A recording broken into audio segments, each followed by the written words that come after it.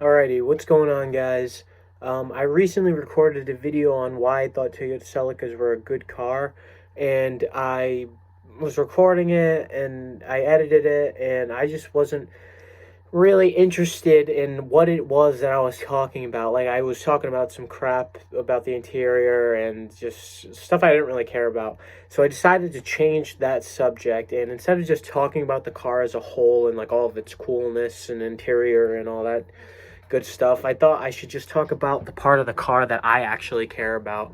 So I'm going to talk to you about why Toyota Celicas, sixth generation Toyota Celicas in specific, are good track cars. I own one. I had two. The first one I had was an absolute utter failure. I tried turning it into a track car, and that didn't work out as planned. So I ended up getting rid of that car and then buying a car that a couple of guys that I knew that I went to college with had put together. And then time went on, and then I ended up buying that car. And then I've slowly been building that car into what it is today, which isn't really that far off from where it was before. But I am working on it. Coilovers are on the way, so hopefully that's the next step into making it the track car that I want it to be. But for right now, I'm just going to talk about why the sixth generation Toyota Celica in specific is a good track car. So just to get things going, the reason why it's a good track car is one, just because of affordability. Right now, the car is really affordable. There's plenty of them out there. There's no lack of sixth generation Toyota Celicas.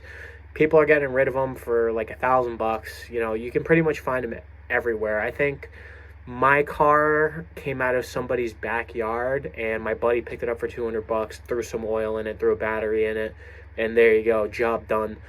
It's on the original braking system and everything. I haven't really changed anything that has to do with the car performance-wise. So, yeah, affordability. You can pretty much pick up the car anywhere, and problem-wise, you're not really going to get a whole lot of issues. Mainly just general maintenance, general issues like things that go and wear down over time, like some types of suspension components, or it might need a serpentine belt, change of spark plugs, an oil change, tires, brakes.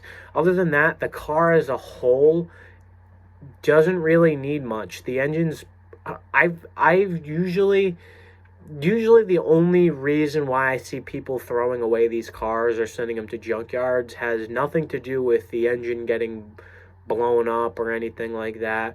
They just don't pass today's inspection standards, and that really has to do with a lot of emissions controlled stuff. Really just has nothing to do with how they run. They always run perfect. They rarely have a problem.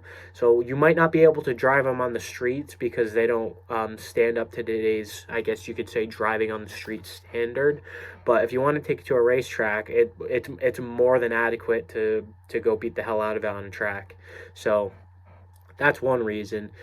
Um, Another reason is because they're just all around lightweight cars. So usually when you want a track car, you can use a big heavy car. Don't get me wrong. I see plenty of Mustangs, and I see plenty of I've actually seen an SUV on a track, even though that's not ideal. But you know, I saw someone racing their like Audi SUV on the track. I see a lot of Audis on the track. I see a lot of like heavy Volkswagens and stuff like that on the track. And I mean, they seem to be doing a good job, but you know, I think that maybe we can do a little bit better. I think Toyota Celicas are a very easy alternative option to that. You know, the lighter, in my opinion, the lighter the car on the track, the better. But you can always add weight. It's only and you can always only take so much away. I feel like you can add more weight to your car than it would be. I feel like you can always add more weight to your car easier than it would be to take weight away, because there's only so much of a car you can take away before you're changing the factory, I guess, geometry of the car, how it originally came off the showroom floor. Um, so the lighter the better. The lighter you can start out with, the better. You know, lighter cars are, you know, easier on tires. They're easier on brakes. You know, you don't need as much horsepower to get them around the track. You know, they're just easier all around on everything. You're not going to break things nearly as fast as high horsepower cars. You know, you can pretty much, this isn't a true percentage, but this is just an idea. Every 100 horsepower you're adding to your car just amplifies the problems times two. That's just a personal opinion of mine, not exactly true. You can always build a car that has high horsepower reliably, but the more horsepower you make in cars, the more likely it is something will go wrong. Not to say that low horsepower cars don't have their fair share of problems. I just think lower horsepower cars, especially lower horsepower factory cars, are just from the basic idea of it, they're just more reliable. Um, I'm saying a lot. I shouldn't be saying a lot. So the engines, like I was just saying about other cars, they don't make a lot of horsepower. They probably make between 100 and 140 horsepower, from the 1.8 liter to the 2.2 liter. Someone is calling me on my phone. So yeah, they don't make crazy power over each other. They're not made to make horsepower. They're not made to be fast. They're kind of made to be nimble and peppy. But when you're learning how to drive a car on the track, it's pretty easy to drive a fast car fast on the track. I see a lot of people this is just my personal opinion. When I went to my first track day, I saw a lot of people in brand new Mini Coopers, brand new Volkswagen Golfs, Porsches. What else was there? Oh my God, it was like a BMW, like freaking pool party. There was just freaking BMWs everywhere. Geez, what else was there? Oh, there was a new Civic Type R, and I'm not bashing anybody, but the better the car you have, like those cars aren't easy to drive, especially on a track. It takes some balls to drive cars like that on the track, but they're just very complicated to the point where I feel like the cars almost drive themselves, and to reach its full potential, it's already beyond your own potential. Like, if you're coming to the track as a new driver driving a brand new car, a car that's made to be driven fast, the car is almost, I feel like, out driving you because you're barely tapping into that car's potential. I'm a very novice driver. I don't know what the hell I'm doing.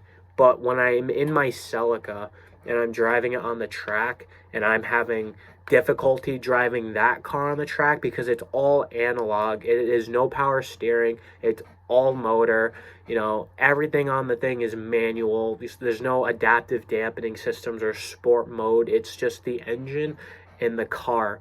That's it. And if I can't personally bring that car to its limit, then there's no reason why I should be in a car that has a higher limit than that. And there's still a long way for me to go with that. But back to what I was really saying, when it comes to horsepower of these cars and them not making a lot, you can go fast in a car that has low horsepower faster than you can in a car that has high horsepower. It teaches you more as a driver on the track to drive a car that makes less horsepower than your opponent. Because if you can manipulate that 100 horsepower to work for you, then you're going to beat the guy that makes 200 horsepower if you know how to drive that 100 horsepower car better than the guy who has 200. That's just my opinion on it. I just think being able to push something that wasn't made to do something is better as a teacher than something that was already made to do something trying to teach you how to do it. I just personally think, in my opinion, that is just a better option.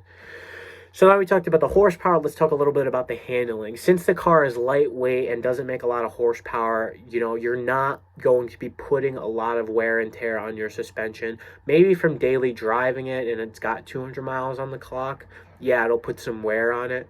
But from, you don't get a lot of horsepower, the car doesn't weigh a lot. So there's going to be some body roll because the stock factory street suspension is very soft, but the car handles really good for what it is. And if you can learn how to drive the car properly, you can kind of manipulate the suspension on the track to kind of make it do what you want, smooth inputs, stuff like that. And you can let the car work for you instead of you trying to work the car and make it do something it can't do. you're not really taking a corner, since the car is pretty lightweight. You're not putting a ton of load on your tires as much as you would a bigger car. The car does come with a smaller tire size. The factory tire sizes on that car are usually on 15 or 16-inch rims. I have a 205 55 16 on mine right now. The factory size is a 205, or no, a 195 65 15. So yes, that's not the widest wheel and tire you can fit. You can definitely fit bigger.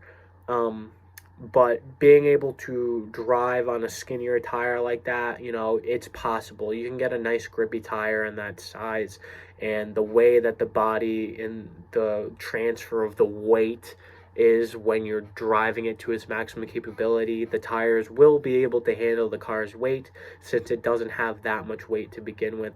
And since you're not putting a whole lot of horsepower down in the ground, it's not going to really oversteer or understeer that much on you. The car is set up more factory wise to understeer, from my attention. That's what it seems like to me. There's not, suspension wise, there's a lot of camber in the rear in comparison to the front. The front really has no camber, the rear has a lot of camber. It's really set up to understeer. Actually, no, it's kind of tricky. Under braking, the car wants to oversteer, because a lot of the rear end of the car is really light, since it's front engine, front wheel drive. You're sitting in the middle. There's not really a whole lot going on in the hatch area. So when you're braking into a corner or braking on a straightaway, a lot of your nose of the car is diving pretty aggressively, and it kind of lifts the rear end of the car up off the ground sometimes, or even makes your rear tires lock up. So these are all problems I'm encountering with my car. It doesn't really oversteer on it, only in that situation it oversteers. But if you're just taking a corner at high speeds with your foot on the gas, the car's going to want to understeer more than oversteer. Driving a front wheel drive where the front wheels are pulling the rear, they tend to understeer more than oversteer. Oversteer is a little more frequent in rear wheel drive cars. Front wheel drive cars, you don't really have to worry about that unless you're under some type of heavy braking, or you're really just trying to swing that car around a corner to the point where you're breaking the rear end loose. But it's very unlikely, unless you're really driving the pants off that car. And if you are doing that, then good job, because you're obviously doing something right. I mean, other than that, it doesn't make a whole lot of horsepower. It handles pretty good. It's affordable. But really, why should you buy one? There are a ton of reasons why you can buy one. Everyone wants to buy, Miatas and, 240s. The prices of them are outrageous. People want so much money for these cars. I always wanted a Miata, but then I looked at the prices, and I can't justify spending $5,000 on like a 94 Miata with like 200K miles on it. That's just how expensive they are.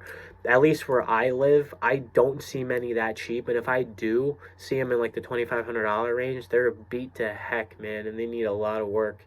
And I just don't see that as worth it. So I was just looking around to get a car that worked for my needs, and that's why I'm kind of making this video, to talk to other people and maybe spread the word, saying Toyota Celicas aren't that bad of cars. Maybe you should give them a try.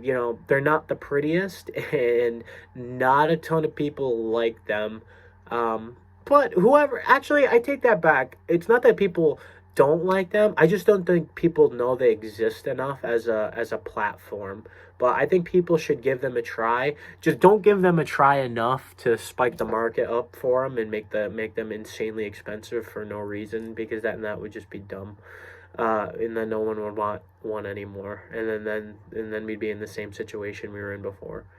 But yeah, I mean, if you can get your hands on a GT4 model, go ahead and race that thing, because a Celica GT4 model on the racetrack would probably freaking decimate all. One day I want a Celica GT4 on a racetrack, and that thing would be killer. Oh my god, I would drive the pants off that car. Let me tell you, that thing is awesome. But yeah, no, that's really it. I just wanted to talk to everyone about the car. Yeah, all right. That's pretty much it. Go buy a Toyota Celica. Goodbye.